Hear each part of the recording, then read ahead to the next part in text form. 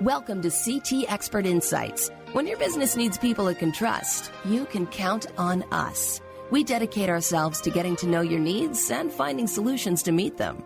You'll have a team of experts backing you up. Hi, I'm Greg Corombos. Our guest this week on Expert Insights is Matt Wagner, Vice President of Revitalization Programs at Main Street America. As your business reopens, or as you prepare to reopen soon, depending on what the situation is where you live, what do you need to keep in mind? Matt joins us now to go over some of the most important considerations. And Matt, thanks so much for being with us. Sure. Thanks for having me, Greg. Appreciate it. Well, Main Street America has given small business owners a great resource here. It's entitled Reopening Safely, Helpful Tips for Small Business Owners. And there's 6 different ones that we're going to go over quickly here. But before we get to point number 1, what have you been hearing from businesses? Do they feel like they've got generally a good handle on what to expect when things reopen? Or is guidance like this going to be very critical for them? Yeah, I think it's a little bit of a mixed bag. There's really a lot of great resources out there, but in our last round of business surveys across the country, one of the big considerations around reopening and recovery is, how to operate safely. And I think that's a big point for many small businesses out there. Most of the state reopen guidelines are around sort of like occupancy and just giving you the opportunity to be open. But in terms of, operating safely, I think that's of utmost concern for most small businesses. In fact, that was the number one cited technical assistance need of small businesses was just how to operate safely. Well, let's dive in then. Number 1 seems pretty general on the surface. Develop safe practices for your business. And you've got ideas here suggesting anything from designating a queue area where folks can line up with appropriate social distancing to limits of customers in the stores. We've certainly seen grocery stores develop this, and I'm guessing other stores will as well. And onto cleaning protocols, both for your own employees and for how customers can keep germs at a minimum. So what's the main thing you want folks to take away in terms of developing safe practices? I think the significant thing here with developing safe practices is really a recognition there is bound to be sort of a consumer psyche question here. You can reopen, but it's also imperative that customers feel safe in shopping or dining at a restaurant. And so part of this is just having good safety protocols put in place. But it's also sort of a psychological cue for shoppers. I think when most people, obviously now, going to the grocery store, you're becoming more used to seeing lines, in the aisles about, maybe perhaps which direction to go. Or as you're waiting in line to check out, that you have 6, feet of distance. And so I think these kinds of markers inside your small business, whether it's, again, grocery store or a small retail store in a downtown, these are important considerations. So things like having hand sanitizer out, perhaps, considering your employees, are they wearing masks or gloves? Do you have signage around the interior of your store that gives cues for social distancing or markers, as you check out? Again, these are all really good, both practices for employees and, for safe shopping. Absolutely. And I think clarity is going to be critical here. And so I'm sure folks have seen in the grocery stores, they have one-way aisles in a lot of places. And I had to wait outside because they had a certain number of people. And so as long as those things are clear and there's not a lot of confusion, I think that'll help a lot as well. But another thing, as we get into point 2 here, is the importance of understanding that it's not going to look the same at every business. Number 2 is understand industry-specific guidelines. There are some businesses where you can't stay 6 feet apart, and some you can. If you're going to a car dealership, you can probably pull that off. If you're going to get a haircut or you're going to the optometrist, not so much. So how can folks realize this is not a one-size-fits-all thing, and where do they go to figure out what's right for them? Yeah, different retail sectors obviously operate differently. Going to get your haircut is quite a different experience than going into an electronics store, by way of example, or going into a sit-down restaurant. And so it's understandable that while there are sort of general guidelines, much like we just talked about in point number 1, There are also, highly specific guidelines, I think, that are really critical depending upon the kind of, retail store that you are. And fortunately, I think this is where a lot of, industry associations have done just a really good job sort of taking, what states have provided or CDC guidance or OSHA guidelines and really brought some specific nature to them. We on our website at www.mainstreet.org have sort of agglomerated what we feel are sort of best practices from all the different industry types. And so if there are small businesses out there trying to find out whether you're a fitness center or a clothing store or, again, a restaurant, there are many great resources out there to take sort of the foundational things, but really build on them in terms of the operations of your specific retail store. Number 3 is to create a safe work environment for your employees. And this is basically making sure that they're healthy when they come in, and I guess having flexibility about what you can do if they're not. So how drastic should you be in this situation? Should you be testing them every day for fevers and so forth? Or is it really, again, a business by business decision? Businesses are independent by nature, right? And first and foremost, everyone's human.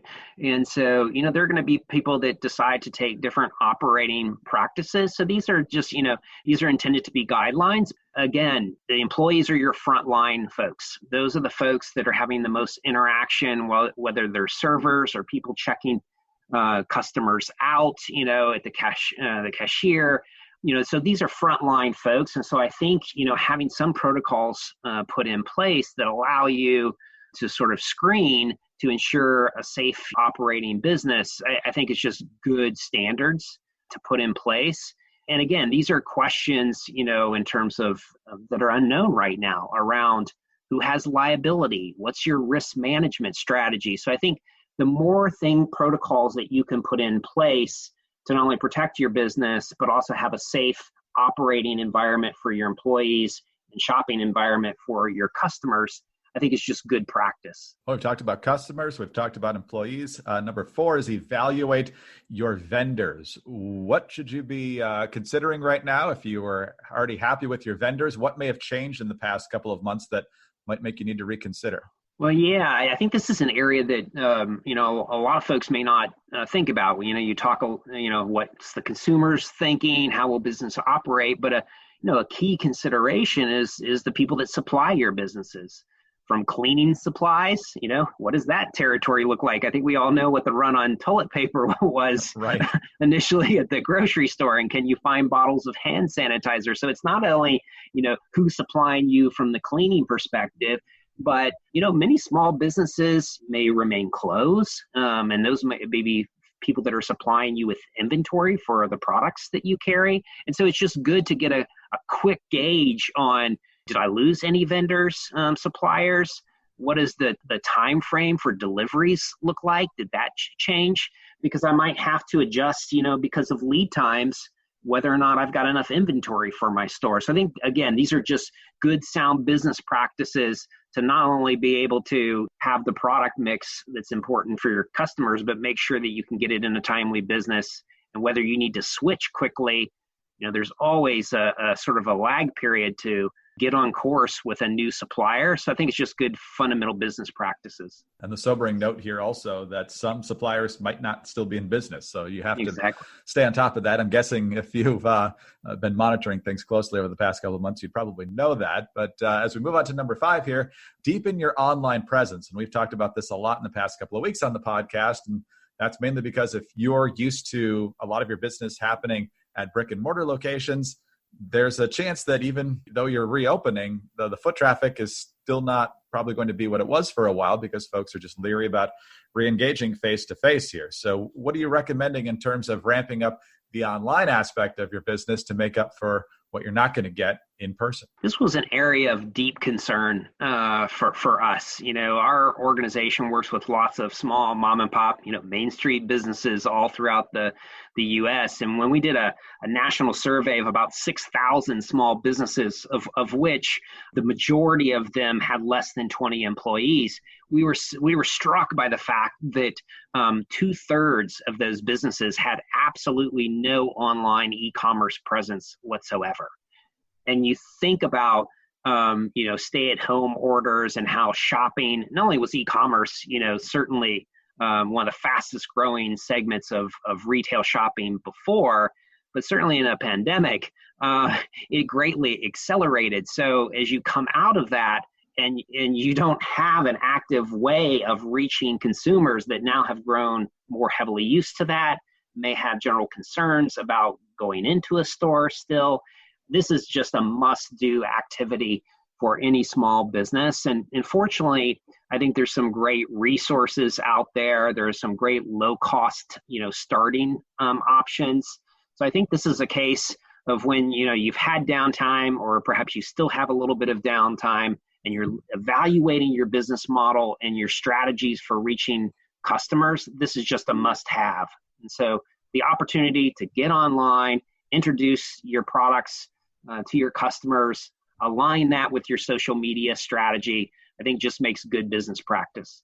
Matt, I want to dig into this a little bit more because you talked about all the mom and pop shops you deal with. Obviously, they're trying to adapt as best they can, but what's the mood out there? I'm guessing it varies. I'm sure some are confident that things will go back to normal and possibly even better at some point, hopefully soon. Others may be wondering if they'll survive. So what's the general sense out there? Are folks more afraid? Are they nervous? Are they excited that things are finally reopening? What's the general mood out there?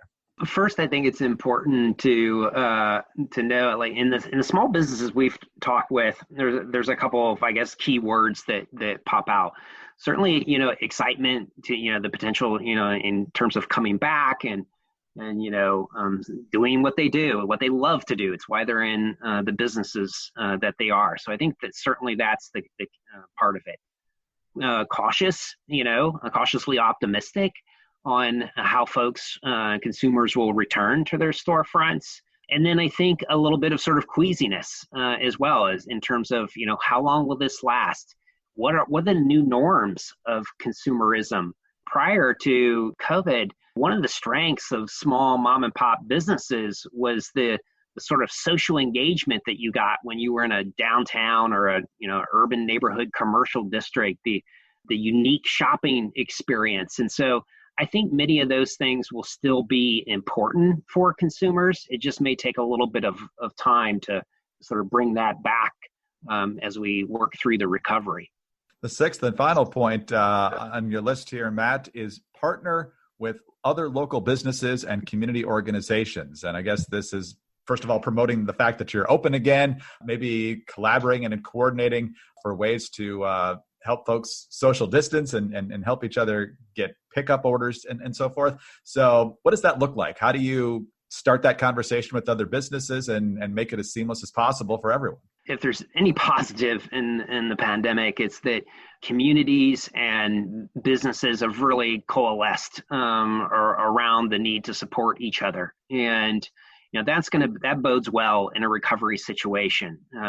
Any small business that you learn from each other, you network, you problem solve together, whether it's in a business association that's been formed, a Main Street organization or a chamber of commerce. These are all great resources to not only share the experience, to ask questions, to find out, how people are adjusting to the recovery, and to also pick up some great examples. And so, use your networks that you have.